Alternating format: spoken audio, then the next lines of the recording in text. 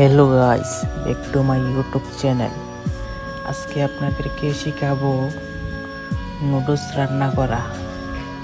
ডিম ছাড়া কিভাবে নুডলস রান্না করবেন আমি ধাপে ধাপে আপনাদেরকে দেখিয়ে দেব। এই দুইটা নুডলস রান্না করবো এখন। ফ্রিজটা খুলবো এখন। ফ্রিজটা খুলে টমেটো আছে, কাঁচামরিচ আছে, ডিম আছে। ডিম দেবো না আমি। তারপরে চিংড়ি মাছ আছে, চিংড়ি মাছ দিয়ে রান্না করবো নুডলস।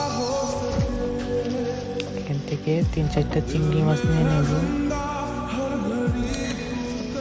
নিয়ে এগুলো সব কুটাকুটি করছি আমি, এগুলো আপনাদের দেখাই নাই।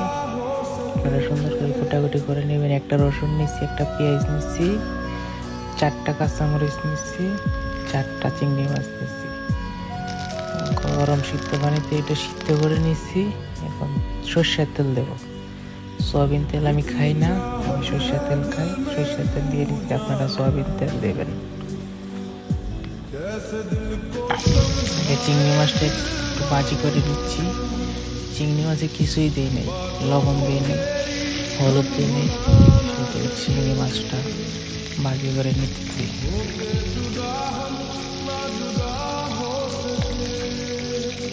একটু লাল হলে পেঁয়াজ দিয়ে দেবো। এখন আমি পেঁয়াজ দিয়ে দিতেছি, আপনারা দেখতে পাচ্ছেন। পেঁয়াজ দিয়ে একটু লাগা দেবো। তারপরে টমেটো দিয়ে নিচ্ছি, কাঁচামরিচ দিয়ে নিচ্ছি, দিয়ে একটু নাড়াচাড়া করে নেব, একটু লাল করে নেব। এগুলো 1 চামচ লবণ দিয়ে দিচ্ছি, একটু হলুদ দিয়ে দিচ্ছি সামান্য। তারপরে একটু নাড়াচাড়া করে একটু কড়া লাল করে নেব। বেশি লাল করলে আবার পুড়ে যাবে।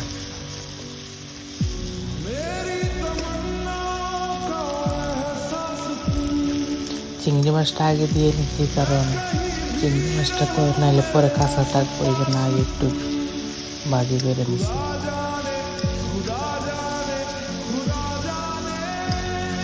ওইদিকে আমি নুডলস শুকাইতে দিচ্ছি। সিদ্ধ হয়েছে, এগুলো শুকাইছি। এখন দিয়ে নাড়াচাড়া করে নেব।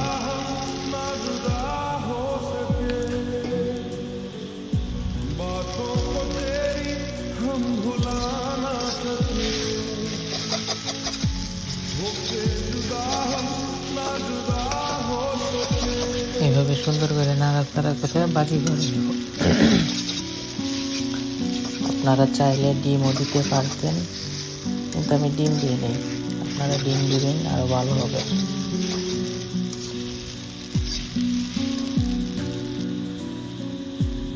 নাড়াচাড়া করে নিচ্ছি, এই দেখেন কালার। এখন আমি খাবো। সেরকম স্বাদ হয়েছে, সত্যি কথা বলতে অনেক স্বাদ হয়েছে। আমি যে মশলাটা এটার সাথে মশলা ফিরিয়ে দেয় না, এই মশলাটা আমি দিই নেই। তারপর অনেক স্বাদ হয়েছে এই প্যাকের মশলা দুইটা।